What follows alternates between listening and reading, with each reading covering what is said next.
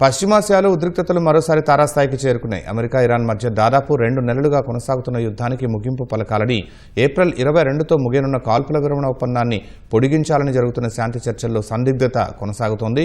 పాకిస్తాన్లో జరగాల్సిన 2వ విడత చర్చలకు తాము వెళ్లాలా వద్దా అనే విషయంపై ఎలాంటి నిర్ణయం తీసుకోలేదని ఇరాన్ తెలిపింది. అమెరికా వైఖరి, గొంతెమ్మ కోరికలు తమను మళ్లీ పునరాలోచనలో పడే విధంగా చేశాయని తెలిపింది. ఇస్లామాబాద్ వేదికగా జరగాల్సిన 2వ రౌండ్ శాంతి చర్చలపై ఇరాన్ కీలక ప్రకటన చేసింది. అమెరికాతో తదుపరి విడత చర్చలు జరిపేందుకు ప్రస్తుతానికి తమ వద్ద ఎలాంటి ప్రణాళికలు లేవని తెలిపింది. చర్చలకు సంబంధించి తాము ఎలాంటి నిర్ణయం తీసుకోలేదని ఇరాన్ విదేశాంగ శాఖ ప్రతినిధి ఇస్మాయిల్ బాఘేయి చెప్పారు. అయితే చర్చలకు హాజరయ్యే అవకాశాన్ని ఆయన పూర్తిగా తోసిపుచ్చలేదు.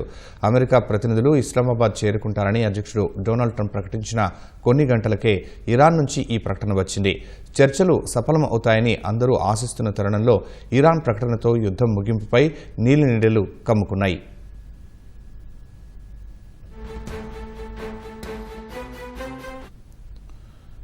Iran first vice president Mohammad Reza Aref America తీరుపై తీవ్ర స్థాయిలో విరుచుకుపడ్డారు.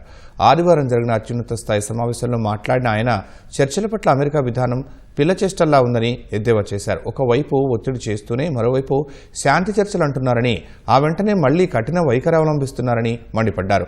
వాస్తవానికి ఈ చర్చలకు ఇరాన్ బృందం వెళుతుందనే వార్తలు మొదట వినిపించాయి. దౌత్య రంగంలో వెనక్కి తగ్గేదే లేదని ఇరాన్ పార్లమెంట్ స్పీకర్ కూడా ప్రకటించారు. కానీ ట్రంప్ బెదిరింపులకు తోడు గల్ఫ్ ఆఫ్ ఒమన్, హర్ముజ్ జలసంధి మార్గాల్లో అమెరికా సైనిక చర్యలే ఇరాన్ యూటర్న్ తీసుకోవడానికి కారణమని తెలుస్తోంది. చర్చలకు రాకపోతే ఇరాన్ను సర్వనాశనం చేస్తామని డొనాల్డ్ ట్రంప్ తీవ్ర హెచ్చరికలు జారీ చేశారు.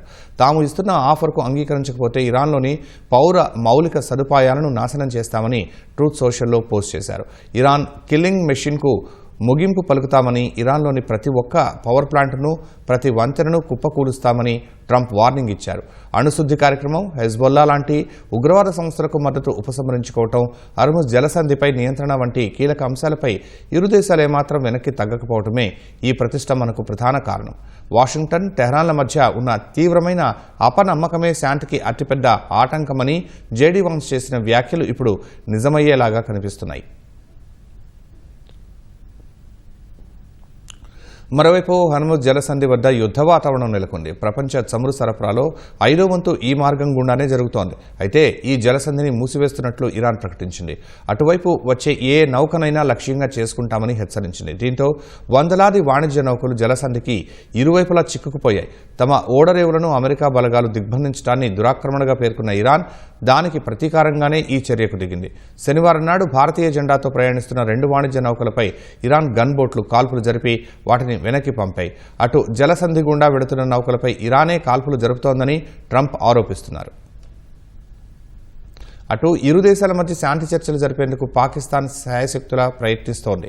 అమెరికా ప్రతినిధులు రాకతో ఇస్లామాబాద్లో పటిష్ట బందోబస్తును ఏర్పాటు చేశారు. చర్చల నిర్వహణపై సందిగ్ధత కొనసాగుతున్నప్పటికీ మంగళవారం కల్లా చర్చలు ప్రారంభించేలా పాక్ అధికారులు ప్రణాళికలు వేస్తున్నారు.